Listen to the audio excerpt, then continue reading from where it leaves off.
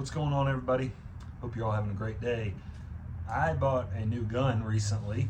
It's a they call it an AR-12, but it's a AR platform shotgun, which I think is really cool, 12 gauge. And I thought it looked kind of boring like this, you know, black. I'm going to use it for some turkey hunting and coyote hunting and maybe some deer hunting. So I decided I was going to paint it. So I painted it. Painted one side, it looked like this. It looked really good. So I got done painting the one side and I was like, oh man, I bet a lot of people would like to see how I did that. So I'm going to show you guys today how I did it. I am not going to put a clear coat on this, so I'm okay with this one getting kind of like a weathered, worn, battle worn type look. So this is not Cerakote. If you want to do Cerakote, it's a completely different process. This is just regular paint. You can do it with spray paint, probably, depending on the quality of paint you get, you know, 20 bucks, and it looks really good. So the first thing you're going to want to do is tape everything off. So I have a SIG Romeo 7S on this gun. So I taped off each end, as you can see here, and then I taped off the action so no paint would get down in there. And then I also taped off anywhere you can see where you adjust the dot for brightness and the left and right. And I also taped off on the back side over here. That's where your dot is to show safe for fire. And I mean, I know that stuff, but just to be safe, I taped it off so you'd still be able to see it. So once you have all that stuff taped off, then you can go ahead and start painting. The first thing you want to do is pick out your paint colors. So you can use this process that I'm going to show you today with any color. So if you want to do like an urban type camouflage, you can do that. It's really simple. It's really easy. Like I said, it is just regular paint though. So if you want something that's super tough, you should go Cerakote. If you want something that's going to break up the outline, make it look cool, and you're okay with getting beat up, that's fine. If you do want to put a clear coat on here, what I used in the past is an automotive clear coat, and you just do real light coats, like 7, 8, 10, 12 coats, and that'll protect it pretty well. You do need to be careful with your buttons and that kind of stuff, your magazine release, all that kind of stuff. Once you have everything taped off, you need to pick your colors. The colors that I have today is this color. This is called Eden. It's like a bright green. This is oregano, but it's more like a tannish light brown color. I have a dark brown, and I have a gray. I also have black, but I don't really use that when I'm on, well, I didn't use it on the other side because the gun's black, so you're gonna have a little bit of black here and there, even if you do a pretty good job with it. Then to break up the outline, I got a branch you can use with leaves on it and a branch that's just sticks. You can use like the big palmetto or palm branches or leaves, those work well. You can use skinnier leaves like off of grass. You can use whatever you want. And if you were doing like urban camouflage and you didn't want it to kind of have the leaf type outline, you could use just like a piece of metal or plastic, just something to break up the edges. When you see kind of how I do it, that'll make more sense. So we're gonna get to painting, and we'll get everything done and see how she looks. So the first color I'm gonna use is the gray and then the bright green. The key to this is to just do little stripes like that, just little things.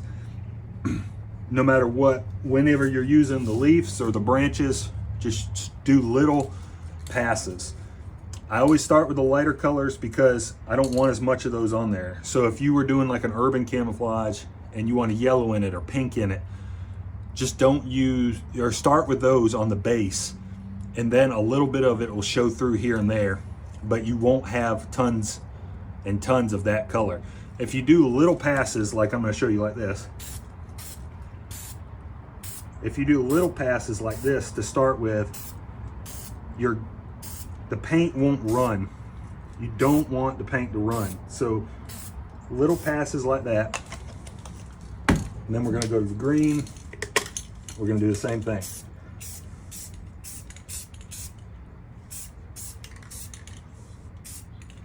Now, once we have a little bit of that on there, Then I just keep moving my way along through the colors, and I start using the leaves.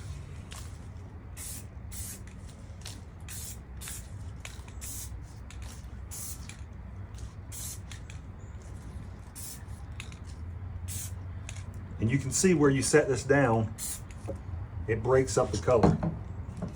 And just keep moving along.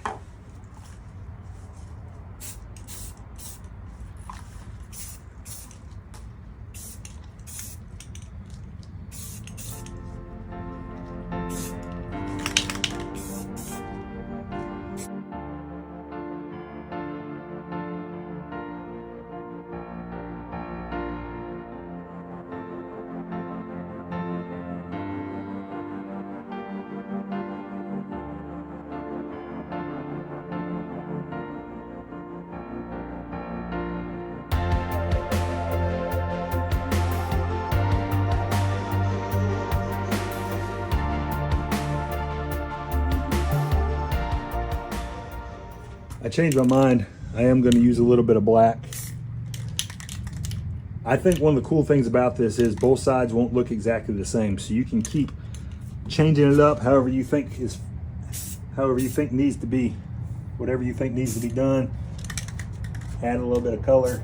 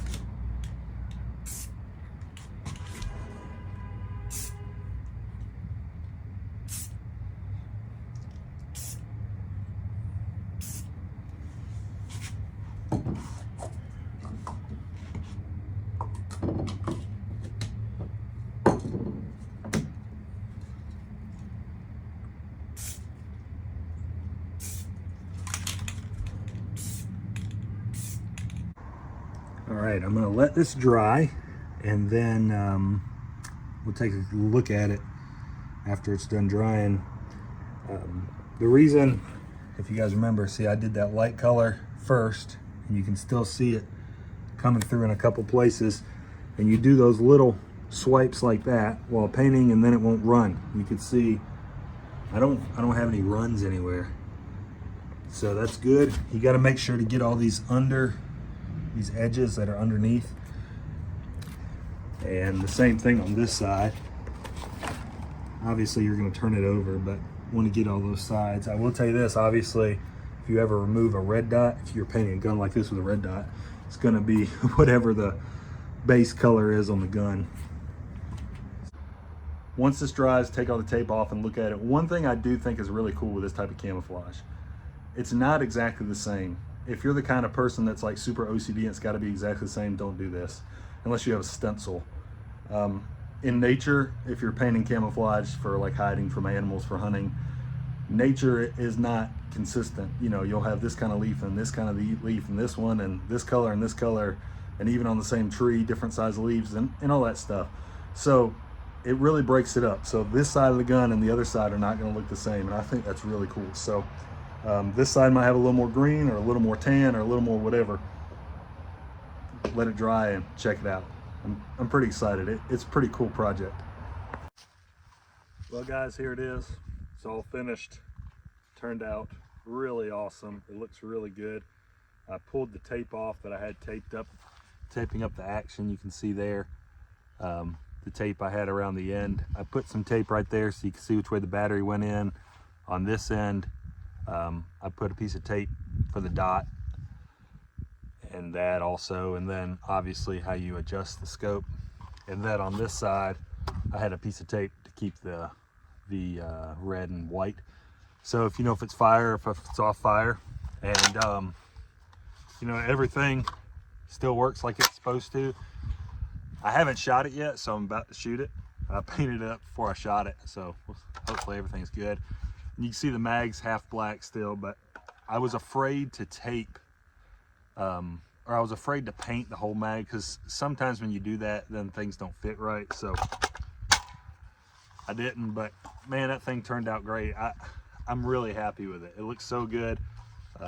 Everything still works like it's supposed to, and it's just awesome. So I'm gonna shoot it a little bit, and I'm gonna take it hunting tomorrow. I'm gonna go mess around and try to call in a coyote and shoot some squirrels, stuff like that. So I'm gonna shoot it at that little target behind me and make sure my red dot's where it needs to be, and should be a lot of fun.